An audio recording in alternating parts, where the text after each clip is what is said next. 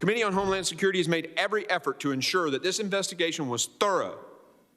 We do not take this lightly. I don't hold any personal animosity towards Secretary Mayorkas, but I sure as hell don't want to see him continue as Secretary of Homeland Security. My Republican colleagues have failed to make a case for impeachment, failed to understand the Constitution, and failed to do anything to address challenges at the border. Republicans are pretending to provide accountability, just like they pretended to legislate these past months.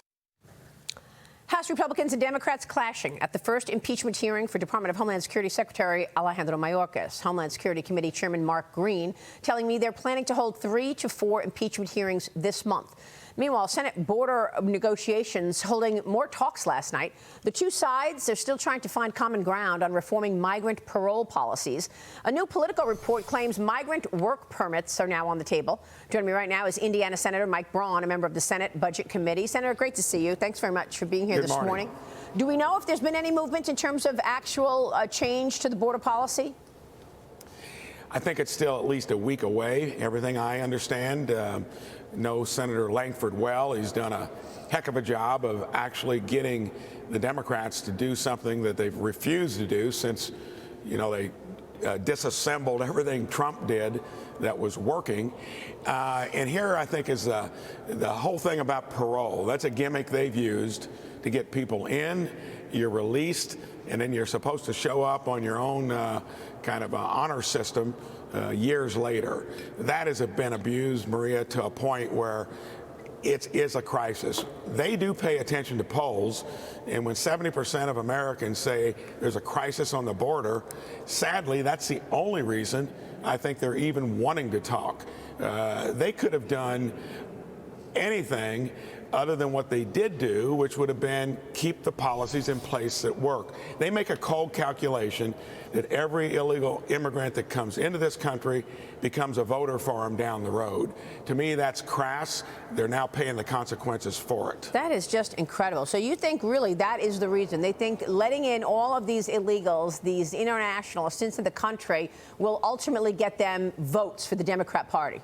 Do you think that's why? I mean, look, we're talking about fentanyl killing American citizens. We're talking about people being apprehended who are on the terrorist watch list. We're talking about little girls getting raped on their way over here by the drug cartels. And you're telling me that you believe all of that is okay for the Democrats just so that they believe those people will ultimately vote Democrat. This is outrageous.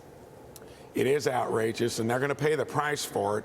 That issue has now become as important as the sugar high economy and all the consequences of inflation and so forth from the borrowing and spending. And they know that. When that stuff elevates to where they think they can lose power, that's when they do stuff like many in the Senate. Even if you get some agreement made, what will the Biden administration do? Look what they've done with the latitude of all the policies that have allowed 60,000 gotaways to get into the country, 170 on the terrorist list. They are going to have to account for that. And what else? Why would they put all of that out there if it wasn't for some type of political calculation?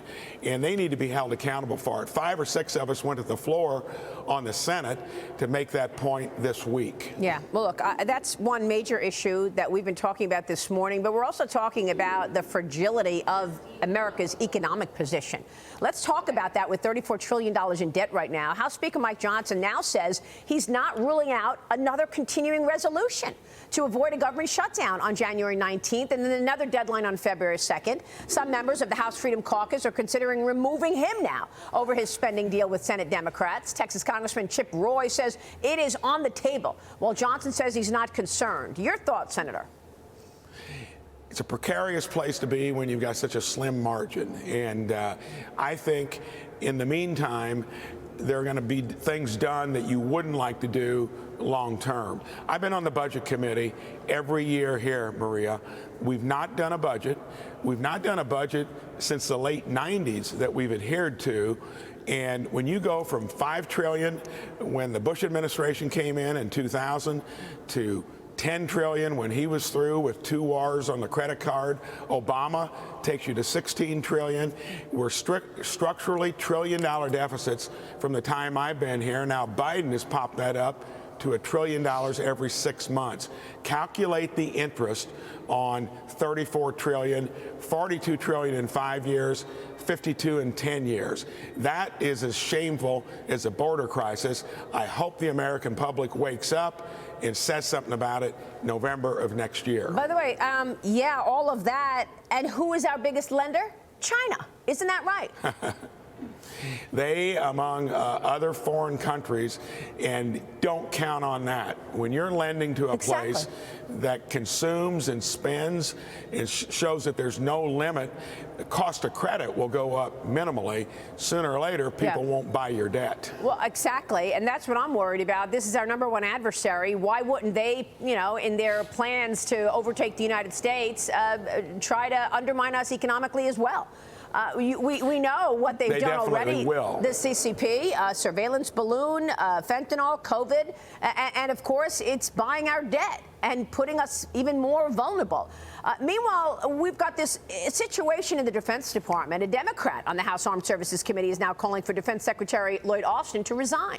Pennsylvania Congressman Chris DeLuzio writing this on X: I have lost trust in Secretary Lloyd Austin's leadership of the Defense Department due to the lack of transparency about his recent medical treatment and the impact on the continuity of the chain of command. Senator, we've been asking this question since this all came to light. Should Austin step down? He went to the hospital, didn't tell anybody, didn't tell Joe Biden for 4 days. The public doesn't know, and they hid it from us. And this is probably one of the most dangerous times that we've seen in a long time in foreign policy, with China on the march and Russia, of course, creating all of this death and destruction in Ukraine. Maria, there's no doubt about it. If you've got an organization where one of your top lieutenants, so to speak, your top officers is missing in action. I think about the business I ran for 37 years. When it was very small, that would have been glaring if one of your key employees was AWOL for 7 or 8 days. As your business gets larger, same thing. And there are always parallels between the real world and this place. Sadly, you try to disregard them. Biden is running a sloppy operation, whether it's on the border, the economy, even within his own cabinet. So, yes, something's got to give. And again, I think this all adds up. Do you want this again for another 4 years? Yeah. Yes, Austin needs to go. All right. We will be watching that. Senator, good to see you this morning. Thanks very much. You bet. Mike Braun joining us in D.C. And thank you, Kaylee McGee-White, with all of your important points you made this morning. Final word.